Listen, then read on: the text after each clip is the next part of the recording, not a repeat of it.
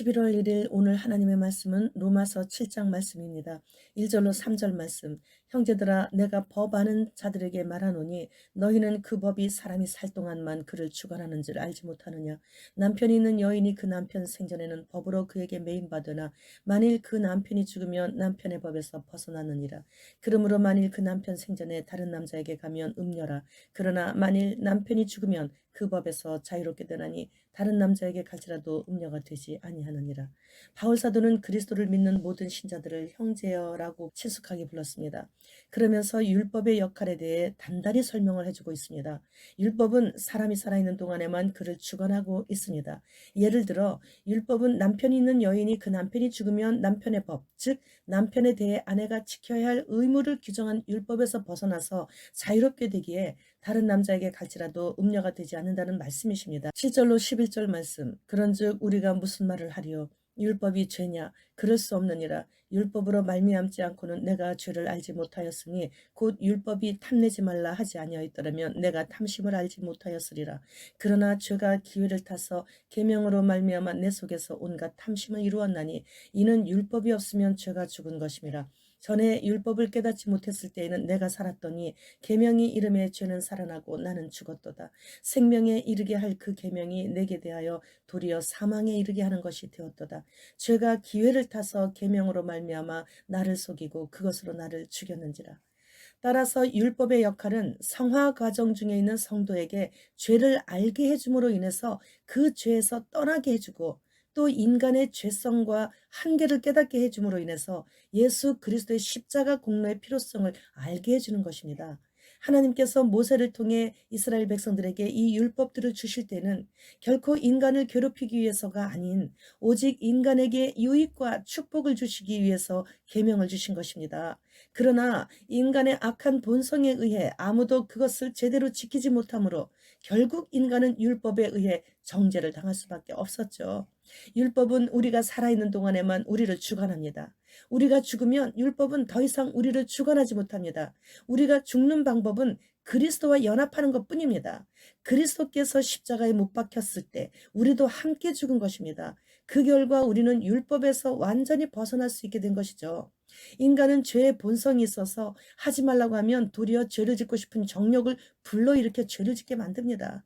이것이 바로 타락한 인간의 죄의 본성입니다. 따라서 죄를 밝히 보여주는 율법으로는 구원에 이를 수 없는 것이 율법의 한계인 것입니다. 죄 많은 이 세상에서 살아가는 동안 율법에 의해 정죄당하지 않고 죄에서 벗어날 수 있는 길은 오직 예수 그리스도만을 의지하고 성령님의 도우심으로 죄에 맞서 피 흘리기까지 싸우는 것뿐이에요.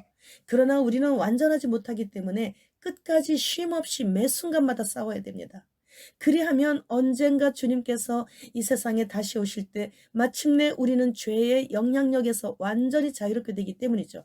끝까지가 중요한 거예요. 미국의 한인교회 목사님들이 잘 아는 어느 교회의 신실한 장로님이 계셨는데 여러분의 그 목사님들이 어려울 때마다 그 장로님의 도움으로 벗어나신 분들이 계셨기 때문에 이 장로님이 불치의 병에 걸려서 죽음 직전까지 갔을 때 모두 모여 기도로 돕고 그리고 또 신방을 갔는데 아무런 너무 고통스러워하며 그 목사님들을 보시더니 하나님이 나에게 왜 이렇게 고통스러운 암을 주시냐고, 내가 하나님께 뭘 그리 잘못했냐고, 하나님이 정말 살아계시다면 이렇게 하실 수 없어요. 그렇게 원망과 불평을 하다가 결국 그 순간 숨이 끊어졌다는 것이에요. 회개하지 않고 원망과 불평을 쏟아붓다가 숨이 끊어진 거예요. 율법에 비추어 볼 때 그 장로님 그분은 의로웠어요. 그러나 그 장로님은 그리스도 안에서 단 한 번도 죽지 않았다라는 것이죠. 그래서 그 장로님에게 죄가 숨어 있다가 적합한 기회가 온 그의 인생 마지막에 살아나서 그를 망하게 한 것이에요. 사람들은 몰라요. 그러나 그 장로님의 그 육신은 자신도 깨닫지 못하는 사이에 죄의 법을 따르고 있었다라는 것이죠. 예수님의 십자가 그늘 아래 거하였더라면, 다시 말해 십자가의 공로를 의지했더라면 자신을 망하는 길로 들어서는 것을 깨달아 알게 해줘서 남편이 죽은 후 그 아내가 완전한 자유를 얻은 것처럼 죄의 법에서 완전히 해방되어 그리스도 안에서 완전한 자유를 누리며 후회 없는 아름다운 마지막 삶으로 마쳤을 것 아니겠습니까? 하워드 피터 목사님의 간증에서 사람마다 다 수호천사가 있는 것이 아니고 구원받은 자에게만 있다는 거예요. 그러나 악한 영은 구원받은 자까지도 자유의지를 무력하게 만들어서 사용하지 못하게 만들고, 그래서 그에게 아름다운 속임수를 통해서 그가 거부하지 못하게 함으로 인해 그를 장악한다는 거예요. 그래서 하나님을 사랑하던 자들을 한순간에 타락의 길로 이끌어 망하게 한다는 것이죠. 그러나 온전한 제정신으로 다시 돌아왔을 때 너무나 망가져버린 자신의 처지를 보고 다시 주님의 피공로 의지하여 회개하고 돌이킨 후에, 그런데도 또 기회를 틈타 가지고 또다시 그의 약점을 통해 유혹한다는 거예요. 그럴 때는 그의 수호천사도 그의 자유의지만큼은 건들지 못하기 때문에 어쩔 수 없이 그를 돕지 못한다는 것이에요. 이제는 우리는 마지막 순간까지 이렇게 눈으로 볼 정도로 다 왔습니다. 하나님께서 인간에게만 주신 최고의 선물인 자유의지를 주신 그 주님의 뜻대로 올바로 사용해서 율법의 정죄를 당하지 않아야 악한 영의 유혹에 빠지지 않게 되는 거예요. 주님 오시고 나서 지금 이틀이 지났어요. 이틀이 지나고 3일째 되는 날인 오늘 오시는 우리 주님을 환호하면서 만나야 할 때입니다. 지금 바로 그 시간입니다. 주님 어서 오시옵소서. 마라나타.